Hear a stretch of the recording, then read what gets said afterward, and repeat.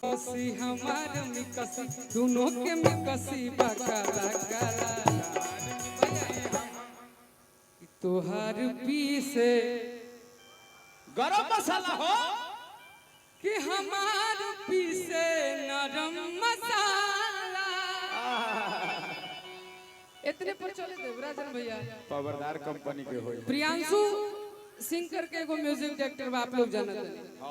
पवन भैया के गाना बनावेला सबसे ज्यादा हमार मित्र बा, ओकर चैनल से हमार गाना आवे वाला एगो कि चढ़ल मौरी उतार देली मुड़िया से, चढ़ल मौरी उतार देली मुड़िया से, दिल ना लगाई भुकबो गोरखपुर के गुड़िया से, दिल ना लगाई कबहू गुड़िया से, दिल ना लगाई भुकबो गोरखपुर के गुड़िया से, दिल ना लगाई कबहू गोरखपुर के गुड़िया से। लगे से जहार बिया मिठ बिया दुरिया से, लगे से जहार बिया मिठ बिया दुरिया से, दिल ना लगाई भुकबो गोरखपुर के गुड़िया से, दिल ना लगाई कबहू गोरखपुर के गुड़िया से। जबल परान रही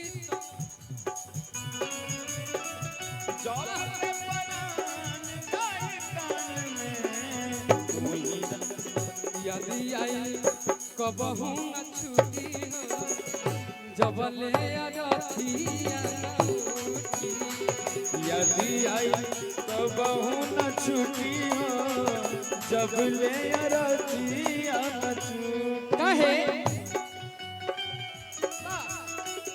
भिखारी भैया मुस्कुरा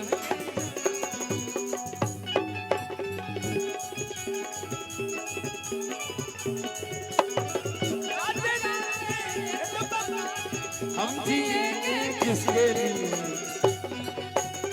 टुकड़े करके मुस्कुरा के चल दिए, दिल के टुकड़े टुकड़े करके मुस्कुरा के चल दिए।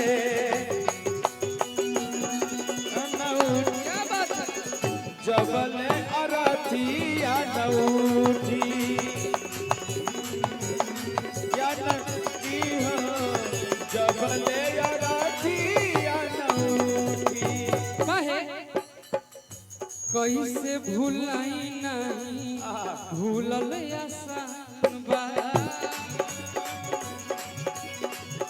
भूलल आसान बा, मन में हमार बसल है सुगवे में जान बा,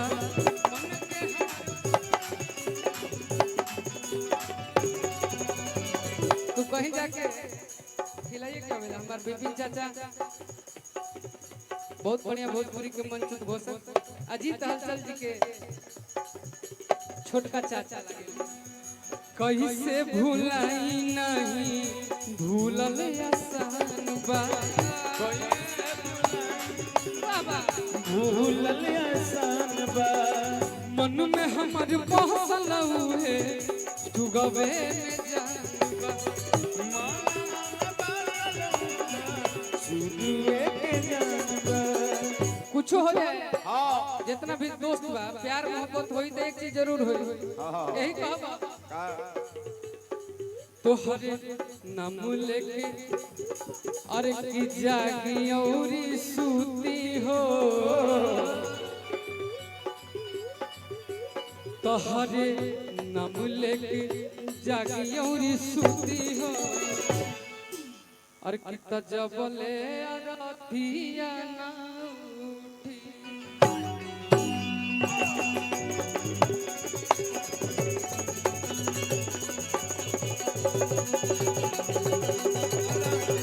या न उठी